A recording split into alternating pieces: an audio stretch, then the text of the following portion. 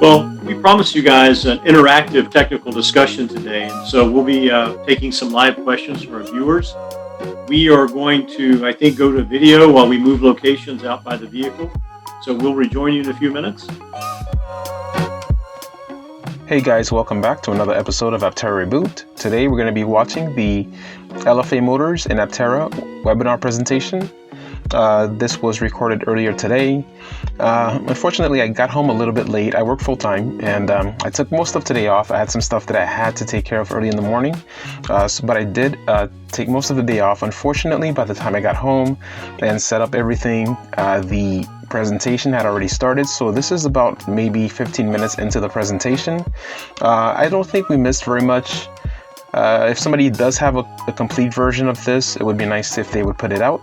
But anyways, we're going to take a look at the presentation, see what they have to offer. There was a lot of new information that I did not know before this presentation, so hopefully you'll find all this interesting.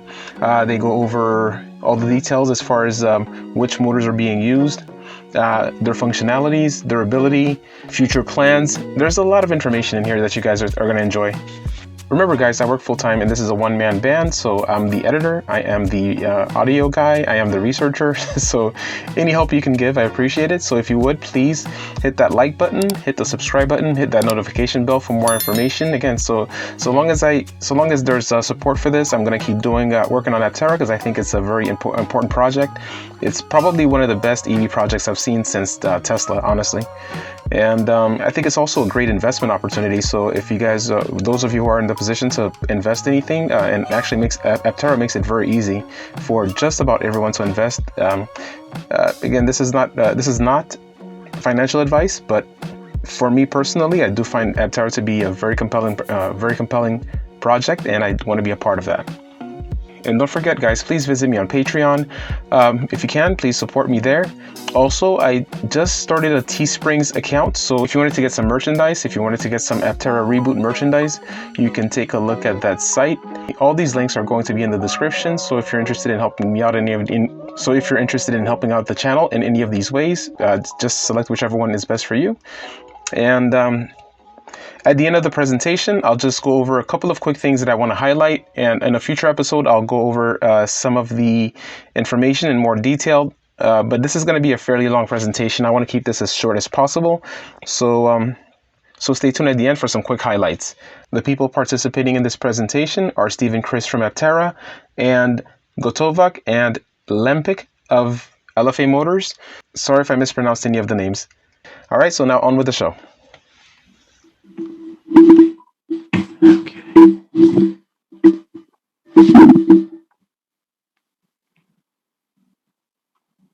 You guys, can you hear us? Yep.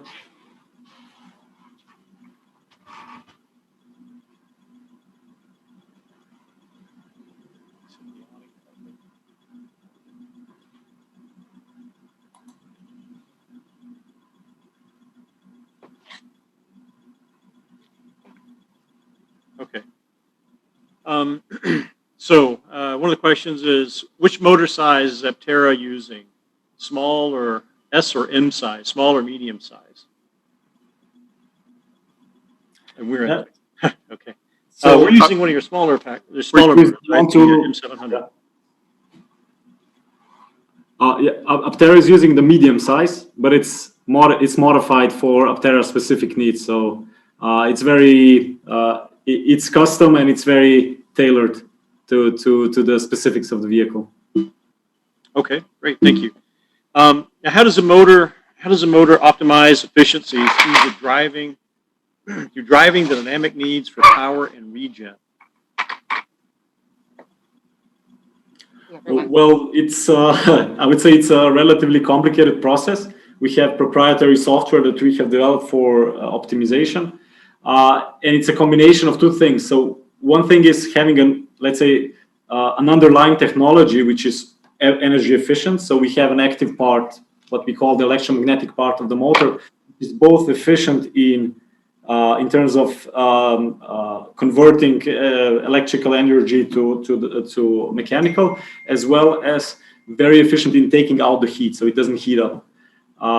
And then the second step is, of course, optimizing for the specific application. And when you're talking about, let's say, requirements are like yours, that's one of the key parts. Very good. In the spirit of the Citroën deux chevaux, how easy is a motor to work on or to replace components? Your motor specifically.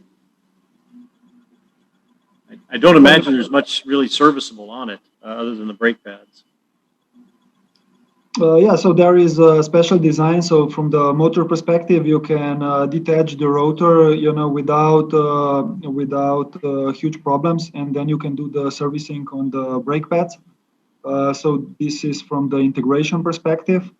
So this is from the maintenance. Then, if the question relates to the development of the vehicle and how to replace the complete system, then I would say, of course, you can do conversion with such systems, but then you are not using all the benefits offered by the in-wheel motor. So it's much better if the vehicle design, is started bottom up with these benefits, keeping mind on that and using them.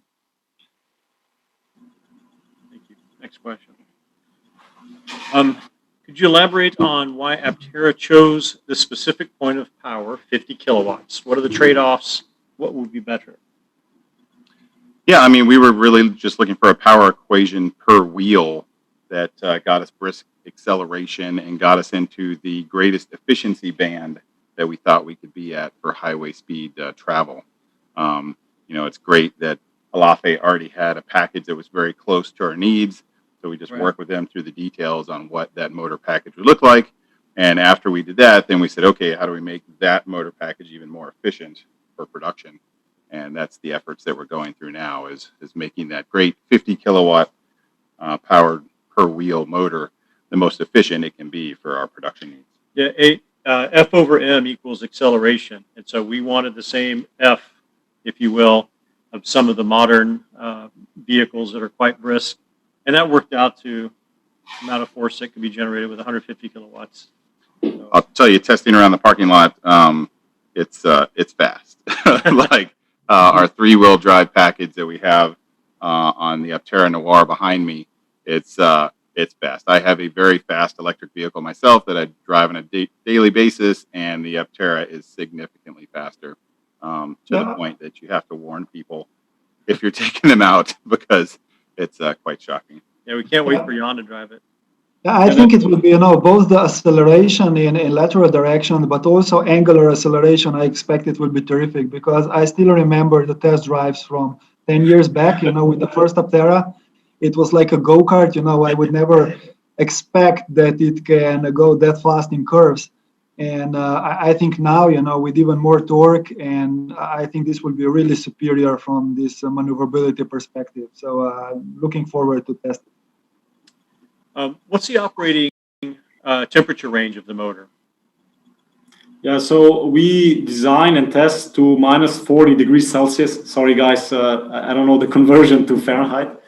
And plus 65 is the external temperature. And of course, the motor internals get higher, but that's the external that we test to.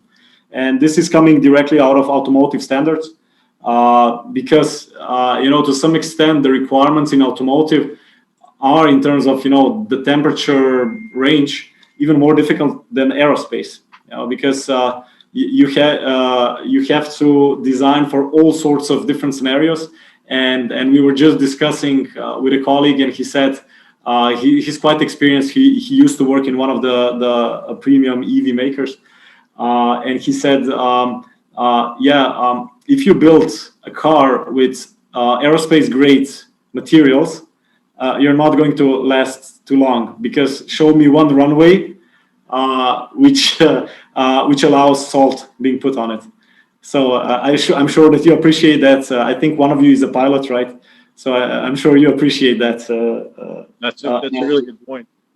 Yeah, making a reliable car is much different than making an airplane. Even if you happen to climb around some fancy new jets and look inside, it's nothing like a modern vehicle. It's like, from a different world.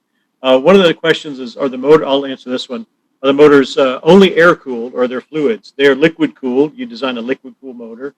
And without giving anything away, we've got some really cool intellectual property that we can share with you soon share with you, Elaphe, on how we will cool these motors, especially the front motors, while minimizing the fluid. So we're looking forward to sharing that with you.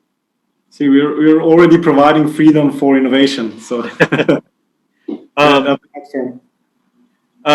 question is, I'm curious about weight distribution and handling. So we have about equal weight on each wheel. Yep. About We're this Aptera Noir is 65% front weight biased. We hope to be a little better than that for production, but that's primo weight distribution. Keeps exactly the same traction patch on each wheel, so exactly the same force metrics on each corner. And this particular one is about 600 pounds per wheel. Yep. Yep. That's 600 pounds, which is what 200 something kilos. I don't know. Okay. But the weight distribution is great with the in-wheel motors because you're also pushing the weight of the motor and transaxle in a typical EV out to the wheels. So, lowers the center of gravity, does some great things. We're just getting to the point where we're starting to, do track testing and durability and stuff like that. So we'll get those kind of driving feel metrics. But, our intuition says that every bit that we can lower the center of gravity and every bit that we can put a little more weight out on the corners is a good thing for us, being lightweight vehicle. Next question is, Tesla claims 90% plus efficiency in their motors. Are in-wheel motors 100% efficient? And of course, the answer is no, nothing is 100%. But can you guys talk about the efficiency of your system, maybe compared to other manufacturers? Yeah, so one thing that has to be said first is, again, coming back to the holistic approach. Efficiency is just a number. It doesn't mean really anything. It doesn't have a direct meaning to how far you can drive. It is correlated, of course, but you have to take into account the whole vehicle. You have to understand what is the aerodynamics, what is the weight of the vehicle, what is the rolling coefficient, and once you get all of that into account, you get the vehicle consumption demand, and then efficiency basically is stacked on top of that. So whatever losses the motors generate is on top of that. So the first goal is always to optimize on the vehicle level. And of course, to optimize on the vehicle level, also the motors have to be efficient, and they have to be optimized. And the optimization, I just want to say, is different than you would find in a Tesla, because it's a different kind of technology, and we are focusing more on different parts of the efficiency map to provide, a longer range operation for vehicles such as yours. That's a really good point, Goraj, about the holistic approach, because we started also with not making a steel vehicle, a regular car, into an electric car. We started with the drag, the lightweight, with all these other things. And so we would not get hung up on the particular efficiency of one component or another. It really is the whole system. And from a systems approach, we're 3 or 4 times better than just about everything else that's out there. So I think that's an important takeaway. What people don't realize is in a traditional system where you have a motor and then transaxle and then drive lines that go out to the wheels, you take a loss through the gears, you take a loss through the universal joints. It's terribly lossy after you get out of the electric motor. So you may have an electric motor that's 90% efficient, but you're going to take another significant loss by the time you transmit that power to the wheel. Right. So if you could put that motor in the wheel and then transmit that power right away, you get great efficiency out of the motor, and you don't take the loss from wearable components like gears and CV joints. Gears wear. It doesn't matter how efficient you make the gears. They wear. They create heat. That's why they have to have oils, seal, and all that stuff has to be worried about. But with our system, you don't have to worry about anything except the axle bearing. That's the only moving part, and those things last and last and last. Next question. What keeps the vehicle from rolling downhill when parked in a slope? Is there a mechanism in the motor that prevents rotation when the motor is not energized? That is, we have that right now. Yeah, we have an electronic parking brake that initiates to keep you rolling down the hill. Obviously, you don't want to burn energy through the motor, keeping the motor fixed. It's a terribly lossy scenario when you basically hill hold an electric motor. So we don't do that. We use a mechanical device to hold you on a hill, and then when you're ready to go, that releases. I think Yeah. most EVs do that nowadays, but it's very seamless. It's hard to. Yeah, most EVs use some sort of electric brake assist. Is long time, 2 hours, high speed travel possible, like 2 to 5 hours, 150 kilometers an hour, or can the motor heat up? I would say there's no issue at all with long distance and the motor heating, and there's a couple reasons for that. So your motor is designed to be very robust, and I've seen it power all kinds of vehicles. Your motor on our vehicle is like going to a spa. You know, it's having the easiest day of its life.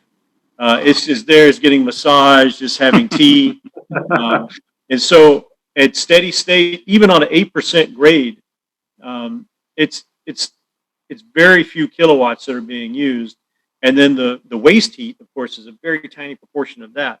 Even in the testing that we've done here, we don't really have our cooling system on this particular vehicle fully connected, and it's just not an issue with the motors at all. So there's no worry about the motor and motor heating in terms of range or performance or anything at all. And you guys have done lots and lots with much bigger vehicles than ours that are generating much more heat than ours. Yeah, and I think it provides, again, just an insight to room that you have to play in your innovation. You said before about the cooling system. You can turn down the cooling to save energy of the cooling pumps. You can really manage that temperatures in order to get to where you want to be in terms of the vehicle level consumption. Because once you get to a vehicle like yours, everything counts. And you're probably looking for every part and every bit of energy that you can save, because proportionally your vehicle is so efficient that everything everything is you can notice it basically in the end. It adds up. Yeah, at steady state we use such little power that getting the waste heat out just by having air move over the area of the motor really gets a lot of heat out. It's probably more in track conditions where you're really pounding the motor and then you're stopping and there's no air flowing over the motor to get anything cool. That is a more likely heating scenario.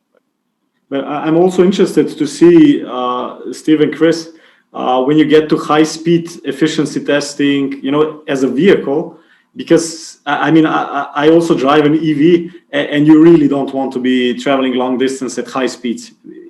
You'll just stop all the time. So it will be interesting how, the shape of your vehicle, how does it affect that high speed travel? Of course, the laws of physics are the laws of physics, but your coefficients are just lower. Yes. So basically, it will be interesting to see that. Yeah. The same energy that it takes to push my 6,500 pound electric vehicle that I drive on a daily basis would probably push us, well past the speed limit. We're talking just a couple horsepower to keep the Aptera going at steady state. So with less aerodynamic vehicles, the equation gets a lot harder at higher speeds because the aerodynamic drag is so much more. So other vehicles traveling at 100 miles an hour just use a tremendous amount of energy just pushing the air out of the way. So the Aptera won't have to fight that battle, which is good for the motors and everything that's powering it. Next question is from someone who lives in Michigan, and they say a lot of salt is used on the roads in the winter, and believe me, salt gets in everything.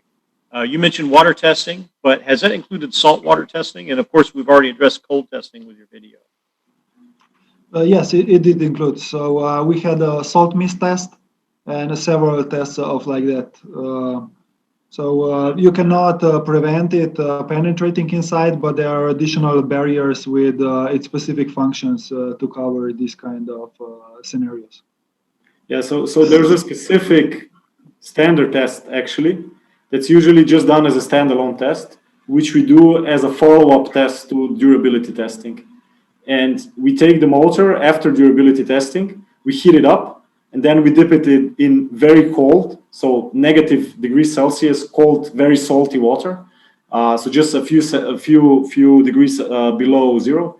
And that difference in pressure, if there is any room for sucking in the water, it sucks in the water. And that's basically, for us, the litmus test whether there has been any damage to the motor during durability testing. And as Gora said, salt will get, if it can get somewhere, it will get there and it will cause damage. So you really can see through this testing what you need to do in design. Yeah. Very good. Next question. Could you show the torque curve for the selected motor? We don't have those curves published on our website. Yeah, I we're think we're Elaphe still does. we're still doing a lot of testing, and as we said, Elaphe is making a special production motor for us that's even more efficient than what they offer off the shelf, and that work is ongoing, and we'll get to a point where we can probably publish that, but I wouldn't expect it till closer to the end of this year. Next question is, how does Aptera minimize the flexing of the 3 cables from each inverter to the motor on each wheel? I will tell you that that is something that an engineer is working on right now, because the vehicle that you see, that everyone's seen, does not have the beta production motors with the final design bland and cable entry angle. And so you're able to see the cables now in a way that in production you won't.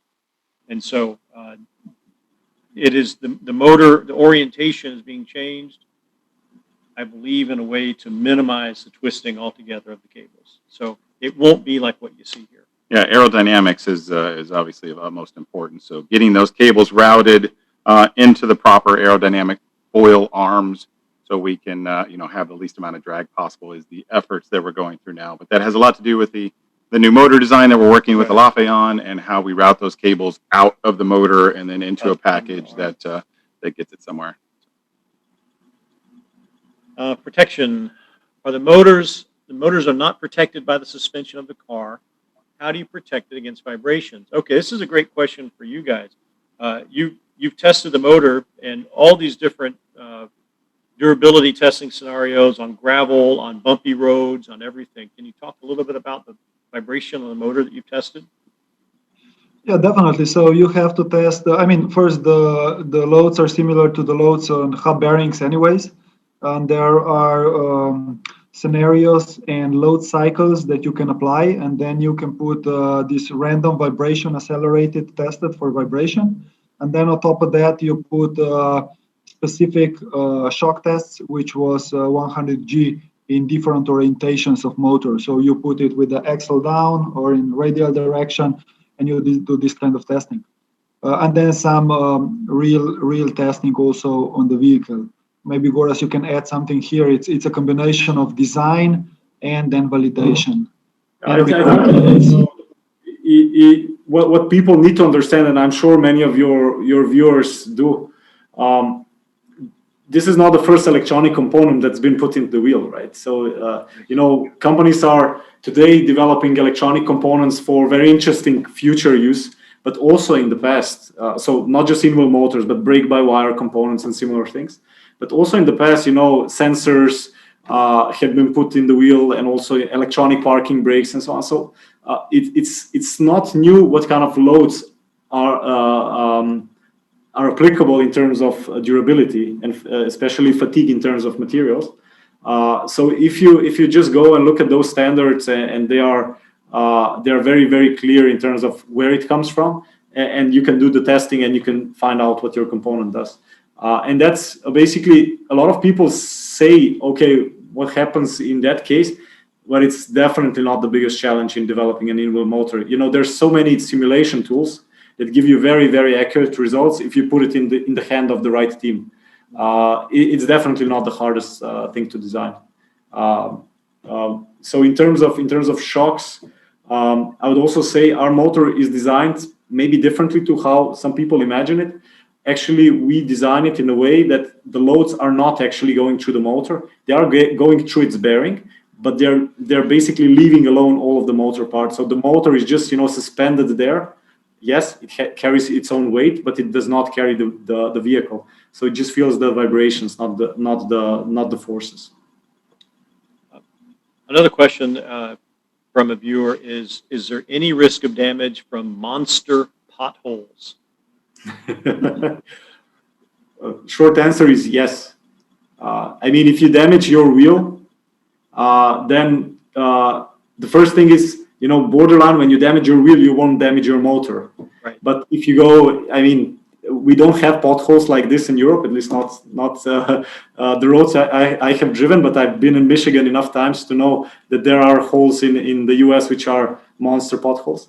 And I do imagine there will be, at a certain point in time, a pothole which will also damage our motor. That's amazing, actually. There are places, even with cold weather, that somehow magically are able to maintain their roads without potholes. I don't know what the answer to that is, but we have an amazingly lightweight wheel that we couple with Elaphe's motor, and the wheel is usually what takes the brunt of pothole abuse. So it's kind of your first layer of protection. You know, you've got your pneumatic tire, then you've got your wheel that's going to crumple, and then you come with impacts with the Elaphe motor.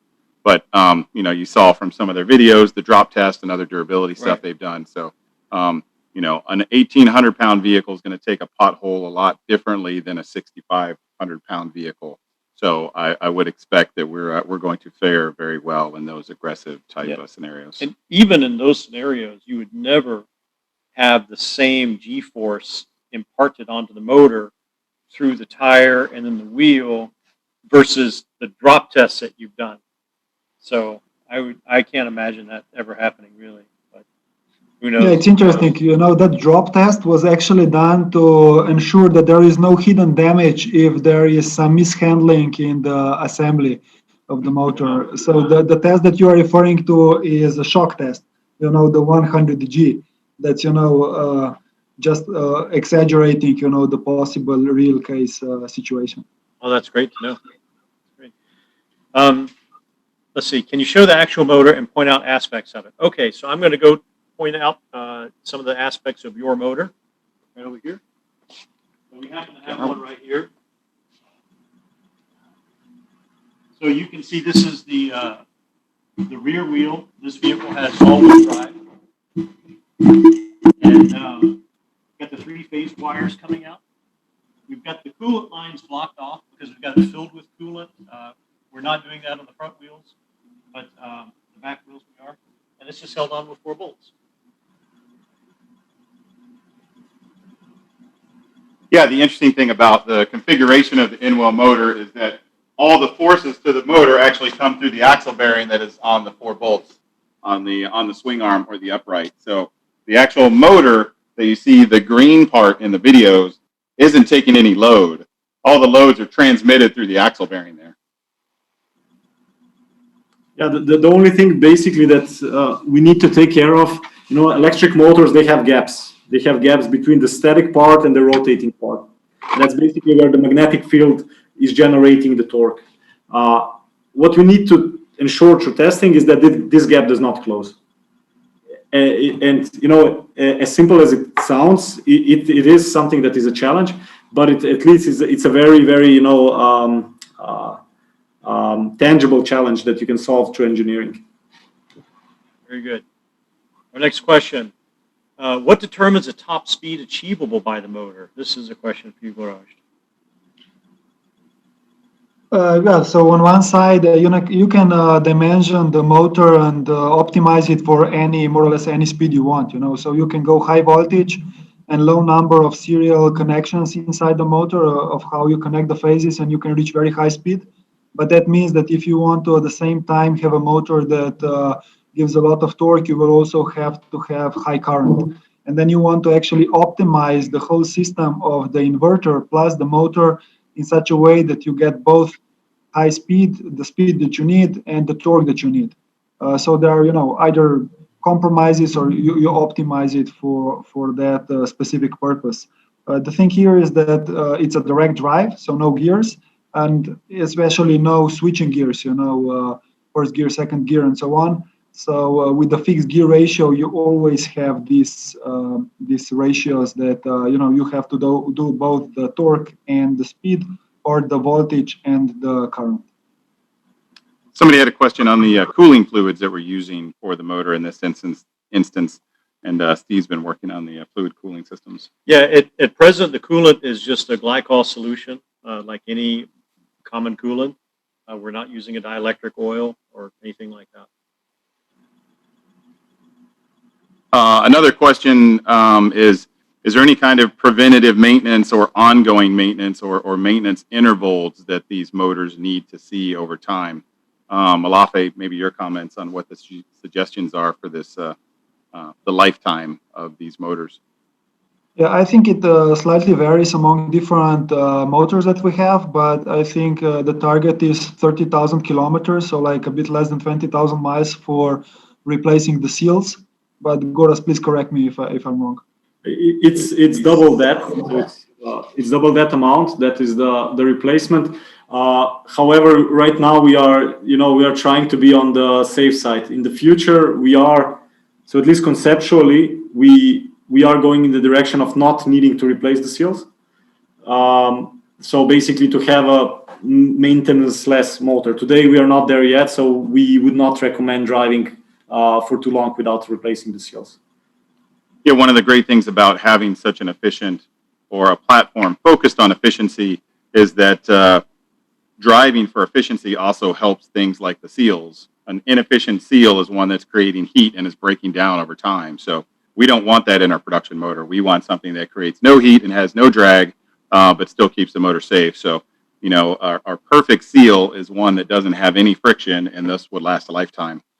So it's like in the physics books in university, they always say, assume this object has no friction and no mass. Where can I get that object? That's what we need. Let's see, our hub motors 3 times the cost, i.e. per wheel, means 3 extra motors, 3 extra inverters, or does the benefit of hub motors outweigh any added cost? So maybe we could all speak to this. I'll give my opinion and say on a holistic basis, I think we're to net less for an all-wheel drive vehicle because remember, we don't have a gearbox, we don't have drive shafts, we don't have CV joints, and even in low volume, those items, you can't just buy them off the shelf. You have to go to these manufacturers and pay their tooling and NRE costs, and they have to make one for you. So I would say on a net basis, it's probably comparable. I think with higher volume, it could be even less, especially when you're considering the benefits of an all-wheel drive vehicle. For just two-wheel drive, front-wheel drive, I think it's probably more cost efficient. But that's my opinion, just from the numbers I've seen and thinking about the production aspects. But maybe you guys have a different. more important for us is not having to carry the weight of the extra motor components, transaxle drive shafts. You know, the Aptera is going to be very sensitive to weight. Every 30 pounds that you add is going to lose you roughly 1% of range. So, you know, our weight equation is such that keeping things lightweight is the most important. Also, being able to run, you know, each motor at its highest efficiency in its torque band is, you know, just amazingly capable. If you throw two wheels to one transaxle, there's really no tunability in that efficiency band because you're always driving two wheels type thing. So I think the tunability of having separate motors, separate inverters, you know, just pays huge dividends for our efficiency versus just being purely focused on a cost constraint. You know, in the ICE engine world, internal combustion engines, you buy a 350 small block with the transmission in a production environment for like $800. So, you know, obviously EVs are a lot higher tech, and you're trading some of that for, you know, something that's going to last a lifetime and be able to propel your vehicle without any pump lubricants or friction or all that stuff. So, it's a big equation to balance those when you talk about single motor, transaxle, gears, drive shaft versus in-wheel motors versus anything else out there. Yeah, definitely. You know, so in small volume manufacturing, these are some additional benefits that you get with a system that can be, you know, in a similar way used in different vehicles. However, even in high volume manufacturing, of course, if you look on just on the bill of material for the propulsion, then on the components level, it will be more costly than the e-axle solution, for example, because obviously you have two motors, two inverters, and this is more costly than one motor, one inverter, plus the reduction gear. However, this difference is not that huge, so our estimates are that it's around 20%. But then on the vehicle level, you can gain additional benefits to actually make a vehicle more cost effective. Another question was, how can we use these motors most effectively with torque vectoring and stability control to pass some of the standard FMVSS or a NHTSA highway test like the J-turn, the Moose test, stuff that you may have seen on the internet of different vehicles doing, really aggressive turning, stopping. But and the other garage was in Sweden recently. I'm sure you're probably familiar with the Moose test there. We actually didn't find any. I don't know what's the plural of moose, but yeah. Moose, I guess, yeah. Yeah, we didn't find any of those, but we did encounter a deer on the road. But we were driving a Volvo with spiky threads, so it doesn't count. It was on public road. But joking aside, we do develop advanced algorithms. So we're not currently yet production ready for those, but we are able to demonstrate benefits in such tests. So, for example, much higher exit speeds from these manures than without this kind of control, and it's basically ESP 2.0. So you're not just using your brakes to generate the yaw that you want in turning, but you are using also traction. So you have this extra gradient that you have between the wheels that really helps you. That's one part of it, and the second part of it, brakes are hydraulic, which is really good, reliable, and so on. But it's not as fast as electric control. So you can do things faster, and you can derive really interesting things out of that. It brings up a great point with the regen of these motors, because they're bigger than a typical electric motor. The leverage that you have for regenerative braking is that much greater, so you can use it to much better effect in stability control.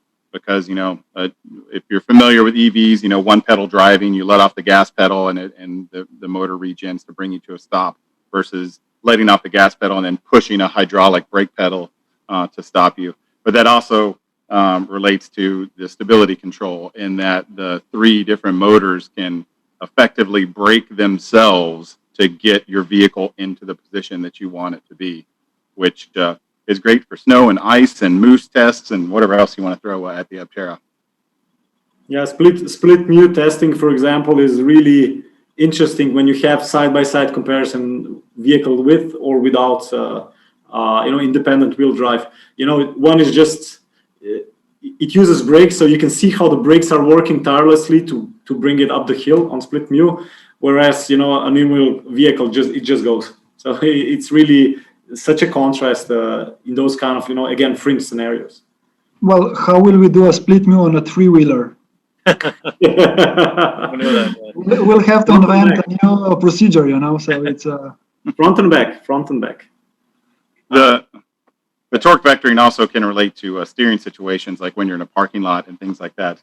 We will have electric assist through our steering to give you power steering, but also the electric motors can help in that as well. The motors can kind of pull you into a parking spot, because you can speed up the outside motor and slow down the inside motor type. And those are algorithms that would still have to be developed.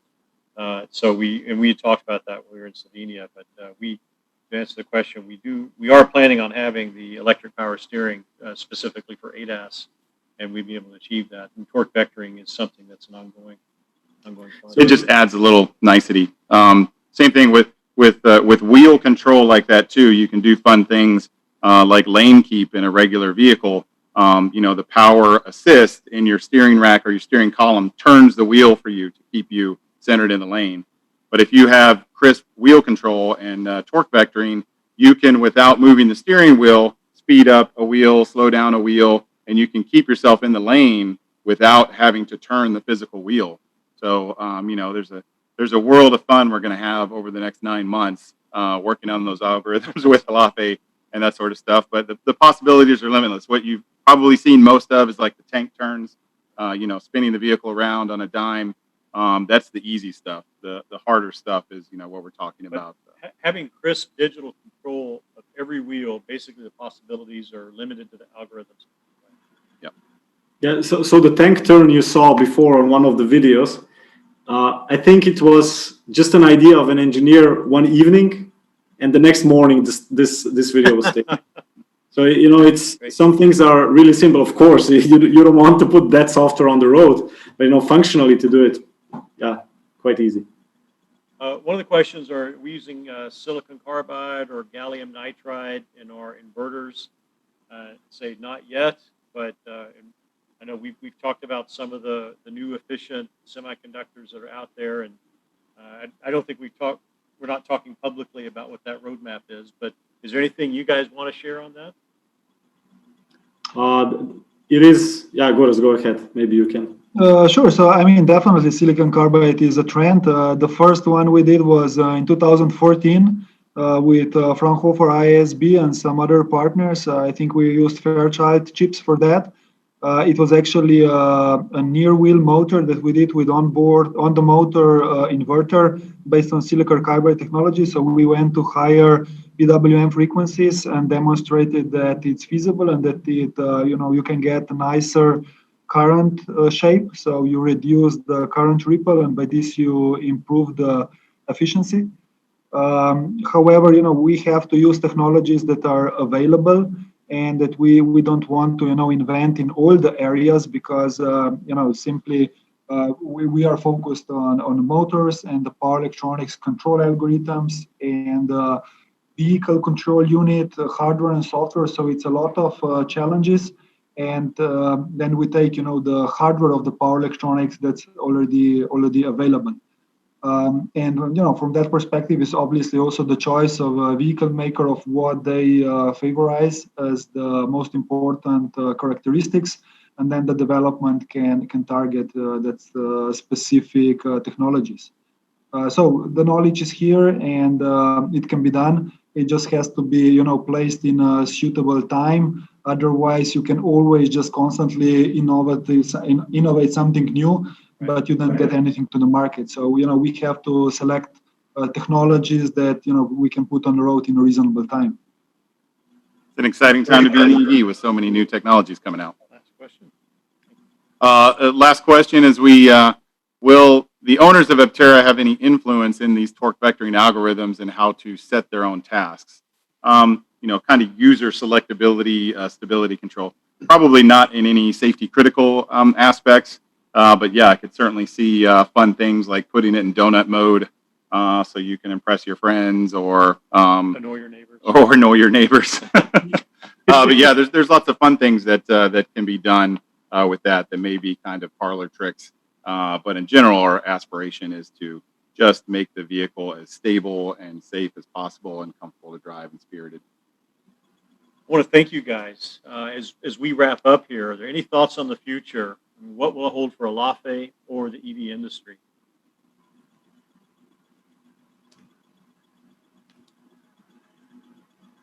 So the question for me?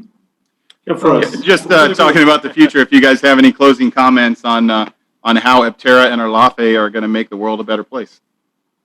Well, I think it's fantastic to have a vehicle that's really, bringing something new, something fresh, user-friendly, because, all the other vehicles are out there as far as the design is concerned for quite some time already. And I think Aptera is really exciting. So it's, I think, currently the only vehicle that we have actually also pre-ordered. So we are very motivated for this to get on the road soon. Just today, I was also talking to some certification authorities in Europe, how to do all the homologation challenges here. Yes. So we would really like to make this happen. And I think by this, we will open a lot of other opportunities for people to innovate and to use something that's environmentally friendly, and it's a step forward. So we were happy to be part of that. And now it's really a good time for these technologies. Definitely, I want to just add that Aptera is doing, sort of what many engineers think is the right thing to do. If you want to build an EV, that's how you want to build it. And I think from that perspective, we are really happy to be a part of it. And we are seeing, I have just an example. Yesterday, I got a congratulation to be a part of this project by a person that tried to build a wooden electric car in Hungary. I don't know, was it 10 years ago, Goras? Do you remember? A bit more, 15. Yeah, they had great vision. They were just before their time, and they had, very similar holistic holistic approach, sustainability, and so on. So, just to see you not give up on the idea, which was originally already great, but then find it within this new time. So I just saw an article about you. It said it was talking about 100 miles. So basically 10 years later, you just multiply the miles by 10 and you're Right. going at so that's, it's really impressive and really glad to be a part of it. We're humbled to have your guys' support, and it's amazing that our two companies have evolved over the years and now are coming together to really make something truly great. So thank you for your guys' time and support. Thank you. Well, thank you all for joining us. Thank your team for helping set this up there in Slovenia. And we're going to have more of these tech talks coming up in the future. Let us know what your thoughts about this one and what you'd like to hear about next time. All right, guys, so let's go over some of the things that I wanted to highlight just very, very quickly. First, it looks like Aptera is going to be using the Elaphe M700 motor. The team at Elaphe is working on optimizing the M700 for the specific purposes of the Aptera vehicle. Since this is Aptera, the main focus is going to be on efficiency, but considering the fact that Aptera is so light and aerodynamic, automatically you're going to get a lot of great high performance out of the vehicle. Each motor will have 50 kilowatts of power, for a total of 150 kilowatts if you have the tri-motor system. Elaphe is looking at developing special software, so most likely the Aptera will have special capabilities, something similar perhaps to the tank turn in the Rivian or something other than that, because it did not sound like they were extremely keen on the tank turn, but it did seem like they were looking at some other fun things like the donut turn and other functions like torque vectoring for actual vehicle handling, so for safety purposes, so for things like the moose test and just general better cornering, etc., or if you hit a pothole for traction control. So it looks like they're working on a lot of different systems. They're definitely developing specialty software to take advantage of the N-wheel motors. The operating range of the motors are from minus 40 degrees Celsius to 65 degrees Celsius. That's minus 40 degrees to 149 degrees Fahrenheit. Another way to take a look at this is that the vehicle can operate at a temperature range between Alaska and the Sahara. The motor cooling system is being developed by Aptera. It is going to be a liquid-cooled system using a standard glycol cooling solution. Elaphe also conducted saltwater submersion tests for the motors.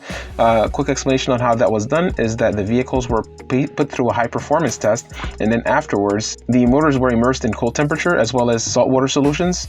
And so far so good. And again, they're still in development phases for the modified M700 motor for the Aptera. So any issues that are coming up right now, I'm sure these guys are working hard to resolve them. As far as the time frame for the motor to be ready, it looks like it's going to be later this year.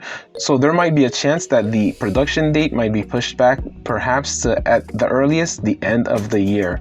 So we're probably looking at a production date between, I'll say at the earliest, fourth quarter. So we're looking at October, November, or December. But there's a good chance that this might be pushed to next year since the motors are still being worked on. Something else that was highlighted is the fact that the motor is not actually holding up the vehicle. All the weight of the vehicle is actually being transferred through the axle bearing, and essentially the motor suspended using some type of a gimbal system. As far as maintenance, the motor seals would need to be changed every 30 to 60,000 miles. Generally, it would be around 30,000 miles, but one of the things that they mentioned is because of the aerodynamic properties of the Paradigm and the weight, or the low weight of the Paradigm, this number might go up as high as about every 60,000 miles. They went into detail about a lot of other information, but this video is already running pretty long, so I don't want to keep this going for too much longer. I'll just add an additional video if necessary, which would cover maybe some more detailed pieces that I did not get a chance to cover in this video. Don't forget, if you're interested in buying the Paradigm, there's a link in the description, or just go to buyaptera.com and that'll forward you automatically to the Aptera website. Please don't forget to like and subscribe. Thank you so much for watching all the way through this part. Don't forget to visit us on Patreon. Hope you have a wonderful day, and I'll see you next time.